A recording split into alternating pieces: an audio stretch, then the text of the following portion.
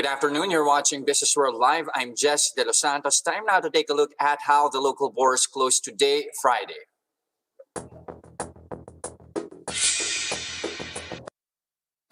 All right, a last-minute sell-off happening over at the local bourse, sending the local index into a deeper plunge at the end of the week. You have the index, at least ending Friday, down by as much as a 0.5% to 7,238.46. Weekly, as you can see in this chart right here, shares are down by as much as 0.7%. But really, the PSEi not alone on this front. It's a sea of red for the most part of Asia here. If you try to take a look at this chart right here, looking like a mixed bag, but majority of the indices, in fact, ending the day in the red here. This as investors go over U.S. President-elect Joe Biden's $1.9 trillion COVID-19 relief plan. Nothing unexpected really when you try to take a look at the plan, but there's so much uncertainty at this stage, lingering over how much of the package will actually be given the go signal by Congress. It also sets some reminders that Biden is also keen on raising taxes. His proposal so far includes a wave of fresh spending, more direct payments to households, even widening jobless benefits, and expanding vaccinations and virus testing programs. Looking at how the rest of Asia performed, you'd see here Japanese indices here ending the day in the red. The topics, in fact, declining by 0.9%. The Nikkei likewise also in the red, edging lower 0.6%. The Hang Seng, however, still managing to be in the positive territory here, up by 0.1% here. And likewise, we're seeing here Korean indices here. The Kospi for one is in the red, down by over 2%. Same with Australia here, and somehow staying flat at least at the end of the trading day. Now, from there, let's take a look at the leaders and the laggards here over at the PSEi. You'd see here Alliance Global leading the pack here, up 3% here, as you can see. And at the same time, let's focus in on GT Capital, one of our main performers here, up 2.9%. This despite car sales slumping for the month of December still, but of course, for the month of December, that still managed to pull off a 10-month high, up 19% month on month all year round. However, vehicle sales sinking by 39.5%, but investors still holding on to GT Capital. Again, it's up 2.9%, now priced at 572 pesos a piece. Likewise, you'd see here, Meralco and FGen also ending the day in the positive zone here. Meralco for one is up 2.4%. FGen, on the other hand, also ending the week up 0.8%. That's after the ERC has granted provisional authority to Meralco and First Gen Hydropower to implement their power supply agreement, applicable rate of which stands at 4 pesos and 2,366 centavos per kilowatt hour. Meralco, as Friday, is priced in at 297 pesos and 20 centavos a piece. FGen, on the other hand, is at 32 pesos a share. Majority of banks, as you can see as well in this chart right here, majority of them are in the negative territory here. The likes of BDO, which is down 0.8%. Metro Bank and BPI also slumping. We're sinking by 0.9% here. The entire financial counter ending Friday down by as much as 0.75%. But we have to take a look at one specific bank here. That is EastWest Bank. They're closing the day in the red, down by almost 0.1% to 10 pesos and 34 centavos per share. The bank yesterday confirmed that a branch manager has gone missing with the deposits of two customers with whom she had been transacting for years. The Banco Central has already launched an investigation into the incident, but just this morning, BSP Deputy Governor Chuchi Fonacer said it is still premature to say whether the missing deposits were stolen. EastWest did not disclose the amount, but it said it was not significant. It also declined to reveal which branch was affected. Now, EastWest said it's already coordinating with the two affected depositors. Fonacer said there is no need yet to tap the PNP or the NBI for the investigation. Now, moving on over to MerryMart, shares enjoying Friday gains at close to 5% at 7 pesos and 60 centavos. The Injapsia-led supermarket chain is now accepting membership applications for its wholesale club program. MerryMart said in a disclosure to the stock exchange that the club is open for business or individual memberships. The company said wholesale operations is expected to begin by April alongside the completion of its distribution hub in Tarlac. In other news, Fruitas announced that it will be allotting as much as 270 million pesos for its war chest this year. The company said at least 150 million pesos is being slated for expansion, while 70 to 100 million pesos will be used to fund future acquisition plans. The company is planning to add at least 100 kiosks and 70 community stores to its network this year. It's also looking to launch 2 new concepts by the first quarter. All that, however, has yet to translate in the market. Fruitas is down 1.1% to 1 pesos and 73 centavos apiece. Now, here are other headlines we're keeping our eyes on. A private sector group is proposing the creation of an independent commission that will review education standards, especially amid the ongoing COVID-19 pandemic. The Philippine Business for Education noted concerns about the uneven implementation of the education agenda during the public health crisis. The proposed Education Commission is expected to address long-term education issues such as governance, teacher quality, technology, and competitiveness. The group said it is important to establish an autonomous assessment agency moving forward. Concerns of erroneous teaching modules and challenges in the online learning setup surfaced last year as the government enforced lockdowns to ease COVID-19 infections. And this from the Philippine Star, the customs seized over 10.6 billion pesos worth of smuggled goods in almost 1,000 operations last year. This figure, however, is only half of what the Bureau had confiscated back in 2019. The BOC attributed the decline to movement restrictions brought by the pandemic, which also limited smuggling operations. Customs Assistant Commissioner Vincent Maronilla said the Bureau also implemented modern fraud detection mechanisms to defer any attempt to smuggle. More than half, or 5.7 billion pesos of the total goods confiscated in 2020 were cigarettes and tobacco products, followed by illegal drugs and counterfeit goods.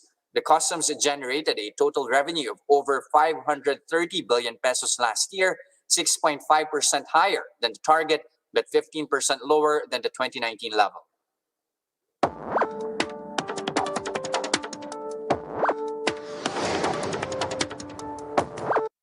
As the year starts, let's also take a look at the prospects of the energy sector, especially where supply and security are concerned. To talk about that, we have Energy Department Undersecretary Wimpy Fuentebella. Good afternoon, USEC. Glad that you could join us this afternoon. Good afternoon. Good afternoon to the audience of Businessworld. All right, sir. To start things off, you have this fresh news kicking in. You have a House committee panel, particularly on energy, looking to amend the oil deregulation law. Would you say is the Energy Department really defenseless to market forces when it comes to spike in prices here? As regards prices, that is the design of the current energy deregulation law. But the Department of Energy, despite our limitations in the DOE oil deregulation law, we still pursue our efforts to protect the consumers. That is why we came up with the department circular to unbundle these prices so that we can have more information. But in our war with the oil companies, as far as the unbundling issue is concerned, they filed for a temporary restraining order in the courts, and the courts granted them.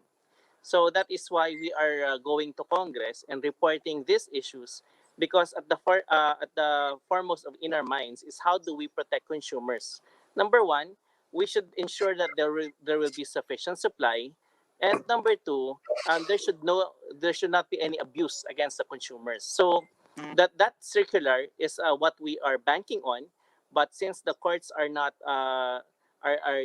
gave in to the request of a temporary restraining order from the oil companies, I think it's about time that Congress comes in. So once that particular provision has been amended, that would in a way overturn or at least supersede whatever it is that the court has decided on when it comes to oil deregulation. Well, we have been arguing before the courts on the policy on whether the Department of Energy, although the oil deregulation law does not give it the power to control prices, but only to look into standards. on the quality, tamang timbang, right Mhm. weight, right volume, the prices are supposed to be under the competitive regime. No? That's the design. Now, the DOE, in coming up with policies, would want to get more information, especially when we are asked by congressmen or local officials on why the prices in their area are more expensive compared to a few kilometers Mhm. away. So in that case, we would intervene, go with the local government units, but we have difficulty sometimes because under the oil deregulation law, we have limited powers. So Secretary Cusi signed this circular so that we can have unbundling, meaning we can have itemized or a breakdown of the expenses so that we can have better policies to protect the consumers. But as I stated, we have a fight here in the courts, and the courts granted the temporary restraining order to the oil companies. All right. Moving on from there, let's talk about coal moratorium here. More clarity now on the order coming from the DOE, as those which have already secured permits prior to the ban will actually be allowed to push through. This in a way signal a less than aggressive stance from the agency compared to what was initially thought of last year. No, we made it clear even last year that there will be no further endorsements of green coal power plants. Ibig sabihin, those that will be built from the ground up, yung magpapaalam sa DOE that they will do so, they Mhm. will not be entertained. But for those who were already given permits, they should continue because that is part of the energy security. Because this is how we look at things, no? Because energy is quite complicated. We look at it like this: Secretary Kusi is the ship captain, Mhm. and the shift to no to coal or refusing to have green coal, we are in the middle of the sea, and we have to time it well so that Okay. we can reach our destination. We cannot close coal or turn our close the door on coal immediately because it will affect the energy security. But we have found a way that we will transition towards renewables and towards cleaner sources of energy. And this is the time because what we have used here are softwares and proper forecasting tools that are internationally accepted. So we have timed it well. This is evidence based, this is science based. It's not based on any whim or any political motivation. This is Mhm. based on our aspiration to have a cleaner and more sustainable use of our energy resources. Given that, Yusek, how much of a capacity are we still expecting from coal, and when do you see a major divestment taking place? And what policy shifts are actually in place to encourage more players to join the renewable play? Let's start with the policy shifts. So, we have been implementing the renewable energy law, and under the Duterte administration, under Secretary Cusi, we have completed the mechanisms. We have the renewable portfolio standard, which demands or which mandates for all buyers, especially the distribution utilities, the mandated participants, to allocate a certain percentage for renewable energy sources. The next one is the Green Energy Auction Program that will assist these distribution utilities in having a competitive pricing so that we can also make sure that these are very affordable to the consumers, the renewable energy sources that we will utilize. Thirdly, we have the Green Energy Option, which gives, for example, Businessworld, your office, you can source your energy requirements from a renewable energy like solar, hydro, ocean, wind, geothermal, and biomass. So it will be given an option to the consumers. Mhm. That policy shift, now we have to compute how many or how do we put up these power plants, where do we put them, how do we connect them to the system so that the system will be reliable, there will be no disturbances in the connection of these renewable energy power plants that will be placed. So these are the things that we balance out. How many coal plants are coming in? I'm not sure because I we already told the power plants applicants for coal that even if they continue, those who have already permits, Mhm. if they continue to do so, there will be we see the Department of Energy sees a difficulty in the purchase of their products. we have seen also that during the pandemic, since we have a low demand for electricity, some of the coal plant operators are Mhm. asking the Department of Energy and the market operator PEMSI, Philippine Energy Market Corporation. They're asking the market if they can be allowed to close down or to turn off their power plants because they will be losing money. That Mhm. is what we see. If they do not follow the guidance, this is a guidance, no, of the Department of Energy. We see the forecast of the demand as well as the supply. If they don't follow, they will entail difficulty in selling their electricity produce. And so that is what we are saying. As much as possible, we are guiding everyone for the benefit of everyone because at the end of the day, we are all consumers. So it would be better for those applicants of coal plants, new applicants will not be entertained. Mhm. For those who have already the permits, we will not take it back. But it's your own risk. You look at it well because at the end of the day, there may be difficulty in selling your produce. Okay, at least they at least have to balance the play here. Thank you very much for your time this afternoon. Energy Undersecretary Wimpy Fuentebella. Thank you, sir. Thank you. And those are the biggest news and insights this trading day, January 15, 2021. Catch Business World Live again Monday next week at 9:30 a.m. for the market open and 3:15 p.m. for the market close. I'm Jes Delos Santos. We are One News.